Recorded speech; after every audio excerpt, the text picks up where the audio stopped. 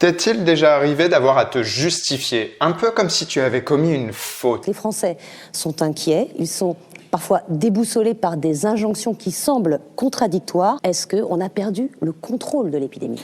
Bonsoir. Et là, je ne te parle pas d'une faute pour laquelle tu dois te justifier devant ton coach sportif, ta diététicienne, ton boss, tes enfants, peut-être ton conjoint ou pire, un juge au tribunal pour une faute que tu n'as pas commise ou pas complètement. Je te parle d'un homme, l'homme le plus puissant de France, qui ne doit pas convaincre seulement un homme, autorité dans son domaine, mais tout un peuple, autorité démocratique. 67 millions de Français pour, si possible, éviter ça.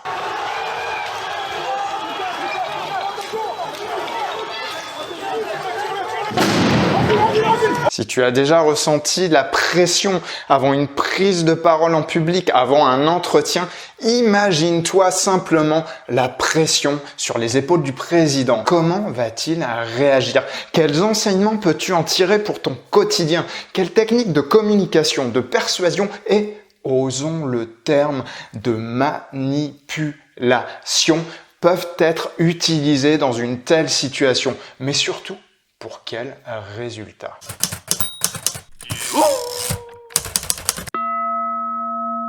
Je me suis souvent retrouvé dans des situations stressantes où l'on attend de toi que tu prennes une position forte et donc critiquable. Dans ces situations, j'ai longtemps fait confiance à ma propre nature. Toi aussi, peut-être, tu estimes avoir du bagou, une certaine aisance sociale, peut-être une analyse facile, rapide des situations des gens. Et surtout, des valeurs personnelles qui te protègent dans ce genre de situation. C'est beau, c'est noble, mais grandement naïf. À notre époque, les codes ont changé. Aujourd'hui, les gens sont de plus en plus sceptiques sur la défensive, voire l'offensive. Comment crois-tu que font les autres? Ton banquier, tes collègues, ton manager, ton voisin et peut-être même ton conjoint. Dans une société de surinformation, ta meilleure amie, c'est la formation. Toutes ces techniques de manipulation des idées et des mots, elles te concernent. Car si tu n'as pas la moindre idée qu'elles existent, tu vas te faire manger tout cru, comme un agneau. La personne en face de toi va discréditer tes propos ou manipuler la situation sans même que tu t'en aperçoives. Emmanuel Macron, conseillé par son cabinet, médiatrainé par les coachs et les consultants en communication les plus chers de la place parisienne, Emmanuel Macron est le Français le plus outillé et le mieux préparé pour porter des discours en béton armé et anticiper la moindre des objections. Examinons ces techniques de communication. Je vais te dévoiler les 3 techniques, les 3 couches du gâteau magique de la persuasion. La première couche du gâteau magique, c'est cette génoise, mousseuse et aérienne. C'est ce que tu vois en premier quand tu découvres le gâteau, la couche supérieure. C'est ce qui te donne la première impression quand tu vois quelqu'un la première fois. Sa posture physique, sa stature. On a quelqu'un qui a bien travaillé sa stature, qui est bien assis, qui est bien posé, qui met la main droite sur la main gauche, c'est-à-dire il est prêt à agir. La stature, mais aussi l'ensemble de ces petits gestes et de ces expressions faciales qui trahissent ce que tu penses. Croyez-moi, on le voit toujours à l'expression des sourcils levés et on voit les plis comme ça sur son front avec beaucoup de gestes pour bien séparer le passé du futur et poser les choses. On l'a vu plein de fois faire ce geste. C'est ce que l'on appelle le langage corporel, la communication non verbale. Et tu dois apprendre à en maîtriser les codes si tu souhaites envoyer les bons signaux à ton interlocuteur, à ton audience. Imagine-toi un match de boxe. Que penses-tu de ton adversaire si tu le vois baisser sa garde? Mais il tient un peu moins son visage et on voit qu'il est en récupération. Certaines personnes contestent l'aspect scientifique des techniques du langage corporel. Tout ça, c'est de la pipe. Et c'est un vrai problème. Parce qu'il y a aujourd'hui tout un tas de gens qui se forment à ces pseudo-sciences du non-verbal. Tout cela ne repose sur rien. C'est une gigantesque connerie. Ceux qui défendent ces techniques en reconnaissent eux-mêmes les limites. C'est un travail qui est forcément subjectif. Je suis mentaliste, ça veut dire que je ne suis pas expert d'un domaine particulier. C'est complètement subjectif, c'est pas de la science. Ne citez pas un extrait de cette vidéo sans mettre un bout de ce disclaimer. Alors quoi penser? Même si ce n'est pas une science au sens exact du terme, la communication non verbale livre des informations bien réelles sur ton état émotionnel.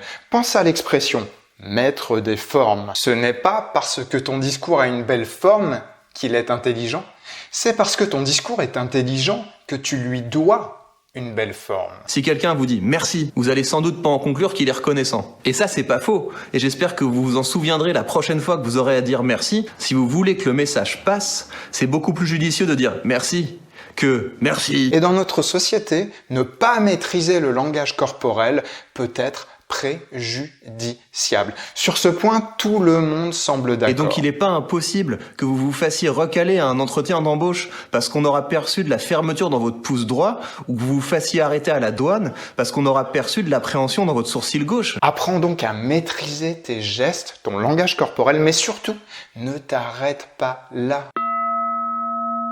Si, quand tu entames cette mousseuse et délicieuse génoise, tu te pètes les dents sur une croûte dure comme un parpaing, tu risques fort de recracher le morceau et de maudire celui qui l'a fait.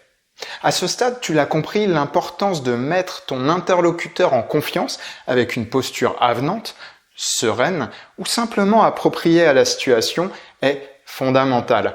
Si tu as compris également l'intérêt de maîtriser ta gestuelle pour soutenir le message avec la bonne intention. Très bien, mais encore faut-il avoir un message qui tienne la route parce que une bonne gestuelle sur un discours pourri, c'est comme une délicieuse crème chantilly sur un gâteau moisi. Personne n'en veut. Alors comment faire passer ton message efficacement? Comment construire un bon discours? Premier conseil, intéresse-toi à l'argumentation, à la rhétorique, à la stylistique, à la dialectique et pourquoi pas même à la philologie. Ok, oublie ces mots compliqués. Intéresse-toi plutôt aux mots et aux émotions, tout simplement. À la linguistique, la science du langage, les mots. À la psychologie, la science des phénomènes de l'esprit, les émotions, à la base de tout. C'est ce qui va te permettre de comprendre l'ADN et le fonctionnement de toute communication humaine parce que les mots et les émotions sont à la communication humaine ce que les molécules d'eau et les courants sont à la rivière. Emmanuel Macron et ses conseillers le savent grâce à un habile maniement du langage et des figures de style. Il n'y aura pas une interdiction de circuler entre 21h et 6h du matin. Il y aura une stricte limitation aux bonnes raisons. Nous sommes tous en quelque sorte les acteurs de cette bataille contre le virus et de notre réussite. Des formules concises et mémorables. Quand on met son masque, on protège les autres. C'est dur d'avoir 20 ans en 2020. Oui. C'est dur. Freiner le virus, c'est aussi protéger ma santé. On sortira plus fort parce qu'on sera plus unis. On s'en sortira ensemble. On s'en sortira ensemble.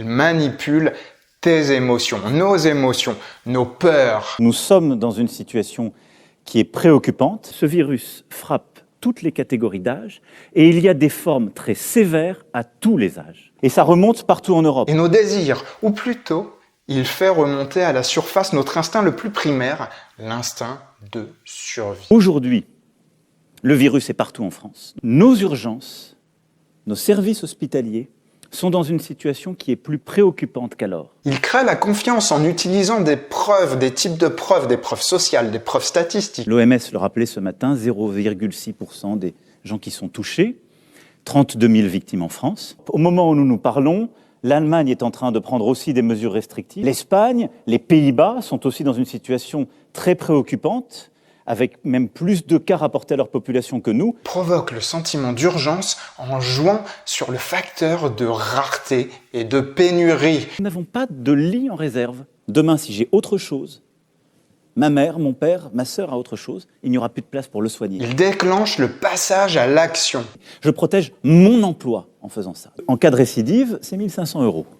Parce que il ne faut jamais l'oublier, ça doit être dissuasif. Et je le redis, tous nos voisins le font. Toutes ces techniques manipulent nos émotions. Elles sont bien connues des marketeurs, des publicitaires et des copywriters. Elles sont également enseignées dans les formations de management aux chefs d'entreprise et aux politiques. Je viens de te les décrypter. Exerce-toi et fais les tiennes. Si tu as conscience du langage corporel et que tu apprends à maîtriser les émotions grâce aux mots, tu communiqueras mieux que 90% de la population à l'oral comme à l'écrit. Et ça peut être utile quand tu prépares un discours, une présentation, un entretien commercial, une revue annuelle des objectifs ou tout autre acte de négociation verbale. C'est essentiel, mais je risque de te surprendre. C'est essentiel, mais pas toujours suffisant. C'est bien connu, le sucre crée plaisir et addiction. C'est d'ailleurs l'effet recherché par le pâtissier quand tu arrives à la partie la plus sucrée du gâteau, la troisième couche la plus onctueuse, le flan. Alors, Monsieur Macron a-t-il réussi son flan ? En écoutant certains médias alternatifs, sa décision est totalement irresponsable, pour ne pas dire criminelle. Que se passe-t-il si tu as le goût amer du vinaigre dans le fond d'une pâtisserie ? Tu recraches le morceau. Une décision qui ne sert absolument à rien, à part à mécontenter tout le monde. Les plus virulents iront même jusqu'à menacer et insulter le pâtissier. Ce sadisme, cette malveillance doublée d'imbécilité, on vous promet une chose, Monsieur le Président, c'est qu'on ne l'oubliera pas. Les Français se souviennent, Monsieur Macron.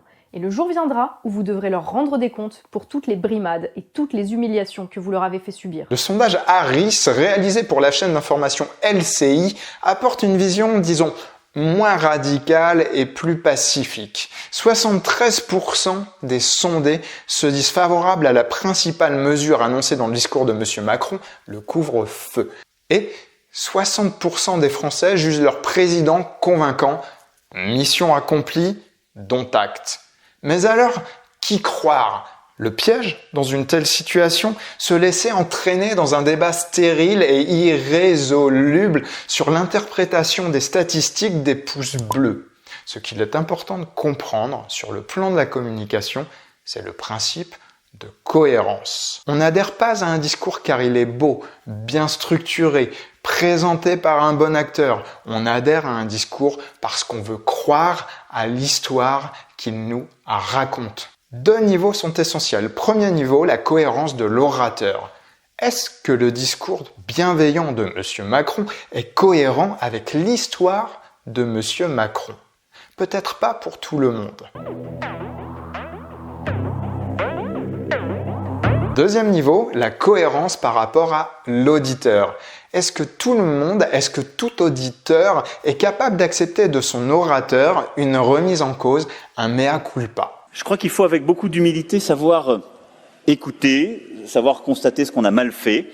Oui, le plus gros mensonge de la politique, c'est « moi l'État, je suis le peuple ». Retiens bien l'image. Emmanuel Macron est plus une banque qu'un Français. Nous avons peut-être parfois construit des bonnes réponses trop loin de nos concitoyens. Une fois que la méfiance est installée, ce n'est pas chose aisée. Enfin, est-ce que le discours de M. Macron est cohérent avec l'histoire que tu souhaites te raconter à toi-même, ta vision du monde, tes valeurs profondes ? Emmanuel Macron est beau, oui, mais ne nous ressemble pas. À cela, je te laisse répondre. Mais retiens bien ceci. Les meilleures techniques de communication verbale et non verbale, de rhétorique et de synergologie ne fonctionnent que si elles contribuent à construire une histoire cohérente. C'est tout l'art du storytelling et du personal branding. Parce que ce n'est pas ton histoire qui définit qui tu es, c'est l'histoire que tu racontes qui définit qui tu es. Nous aurons l'occasion d'en reparler. D'ici là, honore tes émotions et augmente ta conscience.